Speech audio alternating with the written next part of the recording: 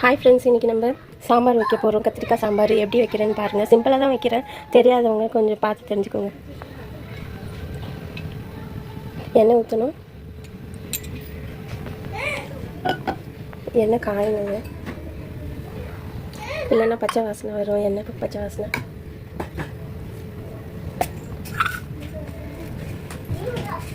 காஞ்சிருச்சு எண்ணெய். இப்போ கடுகு போட்டுக்கலாம்.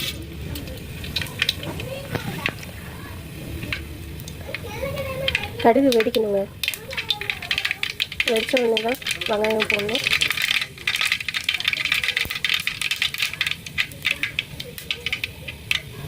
கடுகு வெடிச்சிட்டு வெங்காயம் போட்டோம்.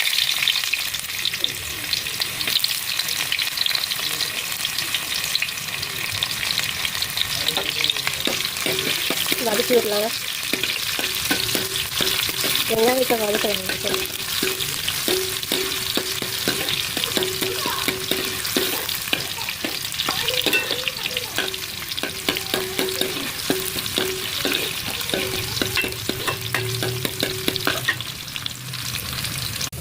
வெங்காயம் வதங்கிடுச்சு. இப்போ தக்காளி போட்டுக்கலாம்.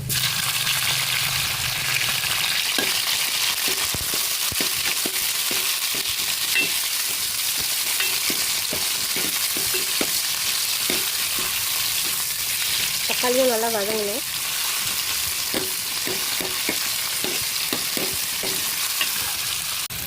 தக்காளி வதங்கிடுச்சு. இப்போ பூண்டு போட்டுக்கலாம். பூண்டு நல்லா நச்சு வச்சுருக்கேன், அப்போ தான் ஃப்ளேவர் நல்லா இறங்கும். பூண்டு கருவேப்பிலை போட்டுக்கலாம்.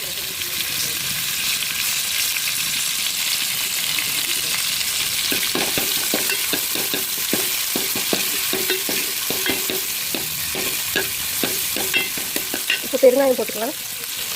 கொஞ்சமாக பெருங்காயம் போட்டுக்கலாம்.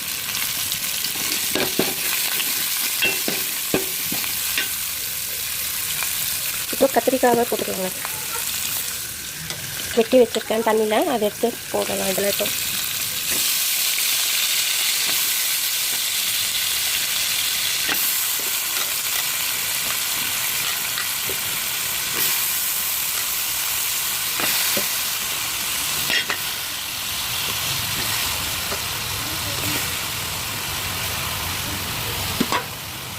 இப்போ இதெல்லாம் வதக்கலாம். கத்திரிக்காவை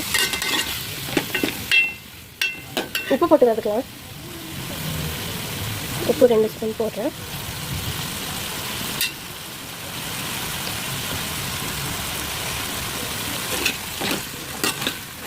எண்ணெயில் கொஞ்சம் நல்லா வதங்கணும் கத்திரிக்காய்.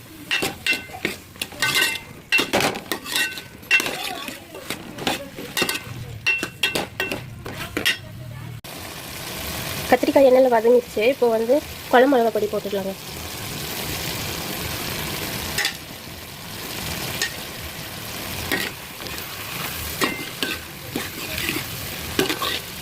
நல்லா கிண்டி விட்டுக்கலாம்.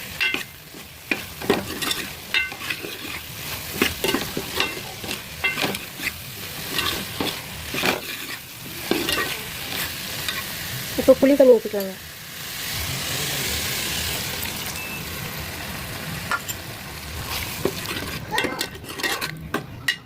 இப்போ தண்ணியும் போட்டுக்கலாம்.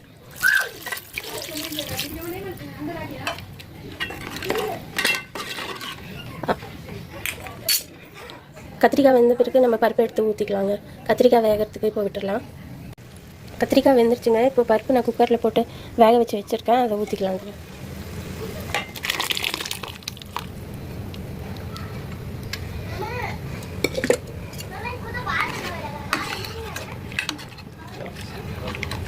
ஒரு கொதி வந்தோடனே ஆஃப் பண்ணிடலாங்க.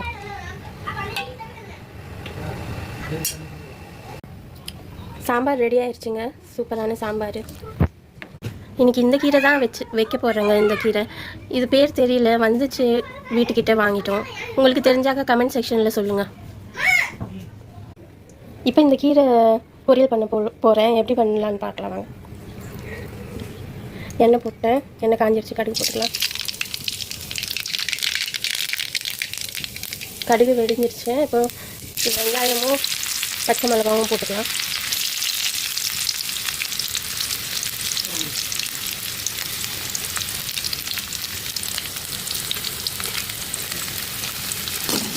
இதில் நல்லா வதங்கணும்னு அவசியம் இல்லை, கொஞ்சம் லைட்டாக வதங்கினா போதும்.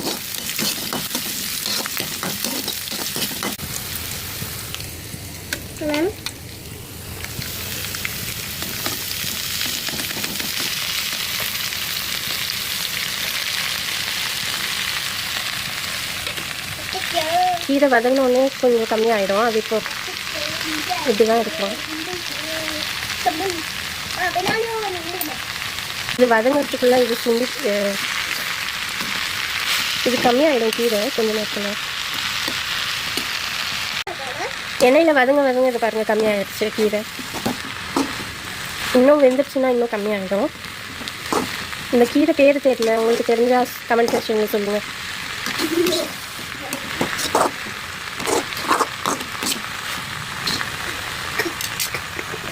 உப்பு போட்டுக்கலாங்க.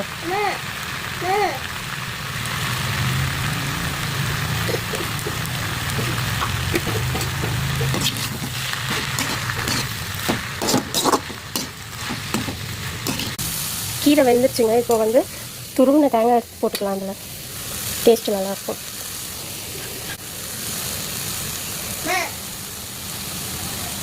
இது கிள்ளி விட்டுக்கிறேன்.